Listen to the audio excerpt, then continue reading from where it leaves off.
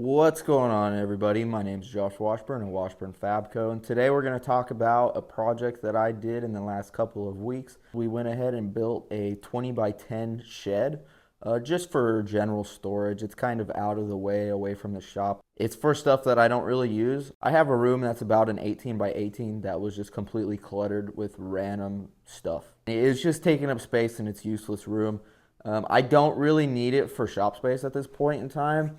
It's not super busy around here. I mean, I have work, but it's not where my regular shop room isn't adequate. So I kind of just turned that room into a gym, but everything in there is really easy to remove. So if I did end up having a lot of work where I needed more shop space, it would be pretty easy to take everything out of there. I can do it within like 30 minutes and have it, ready to work in that room again.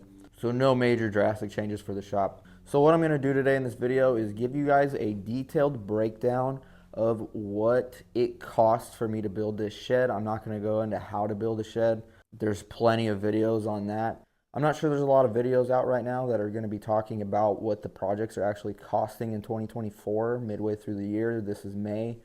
So we'll give you guys a little update on the pricing. I'm going to have a complete price breakdown at the end with everything from the 2x4s to the roofing to the regular plywood sheets, and the hardware and stuff like that. Before I get into it, don't forget we're doing a giveaway for a Yes Welder Cut 55 DS Pro, the new model. We're giving that away at 3,500 subs, so make sure to subscribe. I want to clearly mention that I'm not a woodworker by no means, and I don't have a whole lot of experience doing structures in general. All right, let's take a look at the time lapse, and I'll give you guys a little breakdown of what we got going on here. Here's a look at my mobile setup that I have now. I'm going to do a video breakdown on that later. And here's a look at the materials we got on our first batch.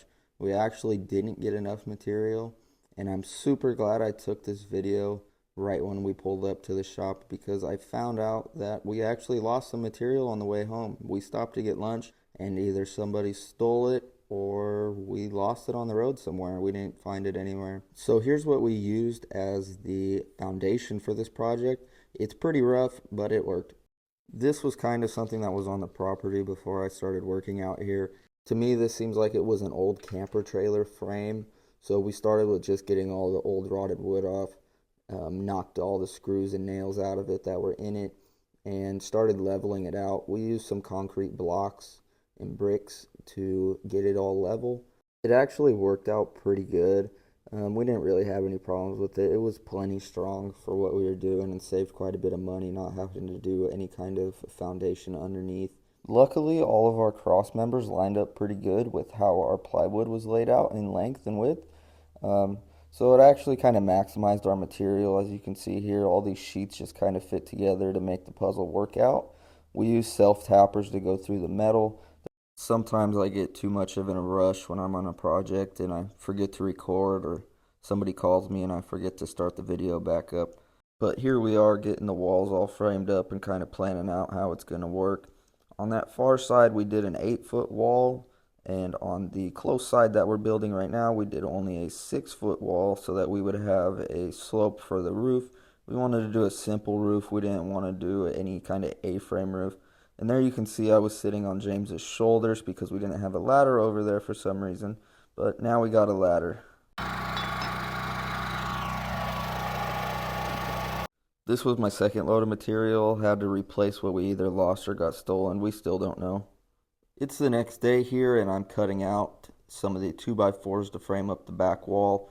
We actually decided to put the plywood on while the wall was flat here, because we have some vines behind this wall and it's pretty pokey. We didn't want to have to deal with putting the wood up, so we tried to get as much of it on there as we could before putting the wall up.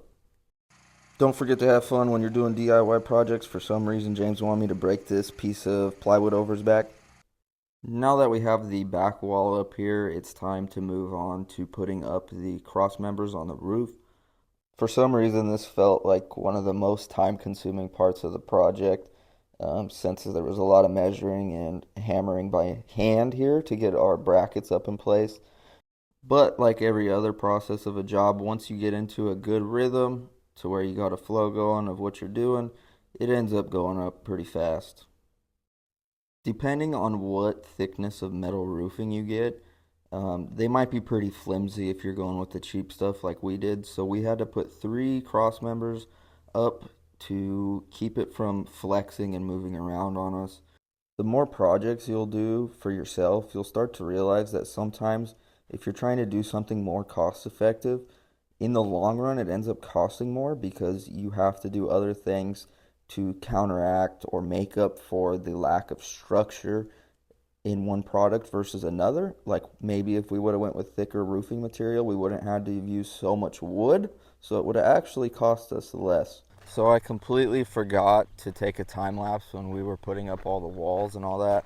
So let's take a look out there and we'll go look at it real quick. I already got all my stuff in there. The shop's already cleared out for the most part. I'm still going through a little bit of stuff, trying to see what I can throw away and what I can get put up in here. Here's a look at it right now. It came out pretty good. I'm really happy with it. I still don't have the wall on here and the door. I didn't know what kind of door I wanted to do. Now I know. I have the materials, I just haven't done it. So that's the last thing to do, and it's done. Let's take a look inside.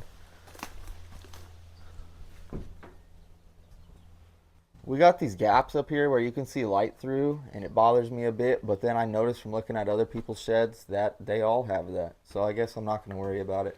It's pretty windy out here, so hopefully my audio is good. But eventually what I want to do is do a lean-to off of here, maybe a 10-foot or 12-foot one. And then I'm going to do all my metal storage here and then possibly lay down some gravel here so that it's easier to get to and it won't be taking up part of the room in my shop. All right, I'm going to head back into the shop and I'm going to get you guys that detailed price breakdown. All right, so I got all of our materials cost totaled up here. I'm going to throw them up on the screen right here as I'm saying them. All right, so for our 2x4s, we have about $280 in 2x4s. For our sheets of OBS, for the floor and the walls, we have $575. For our roofing panels, we have $360. For our brackets, we have $55, which is going to be hinges for the door and the truss brackets. We have spray foam on here, which was $27. We have $70 in self-tappers. There's some left over, so maybe you don't need as big of a box. You can save a little bit there. I always like to have extra for the next job. We have nails that are the short ones only, which are for the truss brackets. Those are about $10. I do not have nail gun nails included because I had a whole bunch of nail gun nails. So add in a box of nail gun nails if you're going to do this yourself. For the total of everything I just said right there only, we have $1,350. That is before state or local sales tax. With our sales tax, that comes out to about $1,455. Around 8% tax. So my actual cost was higher than that because of the fact that I either lost or got material stolen when we went into a restaurant. I am almost thinking I got material stolen because we were just outside of Stockton, California, kind of a rough area. I shouldn't have left the stuff out there, my fault, whatever. So my actual cost for this project, all said and done, was about $2,025. Definitely more than I hoped. But it's whatever, you know, you can't help it. It happens. Another thing you got to take into account is I used an old foundation. So if you don't have a foundation, you're going to have to do some math and figure out what size you're going to do for your foundation. Every time you do something for yourself, you're going to run into a hiccup, whether it's a DIY project or for a customer. Just usually it's not a $550 hiccup, usually. I don't know. Sometimes it just seems like it works out that way to where something always goes wrong. So you got to factor in, maybe not that much, but maybe factor in some room for error of if it does go wrong. All right, everybody, thanks for watching. If you like this video, please drop a like and give me a comment. And don't forget to subscribe for that giveaway. I should be posting more regularly. On Saturdays is going to be my days to make videos, hopefully, as long as I don't have work to catch up on. But I kind of wrote myself a little schedule to help me get things situated better because it's been like 3 weeks or 4 weeks since I've done a video, and I really want to do at least one video a week minimum. So maybe if I'm lucky on Saturdays, I'll be able to do at least one video, but if not, do 2 videos every week. So expect my videos to be dropped on Saturday night or Sunday mornings. All right, I hope this video helped. We'll see you guys next time.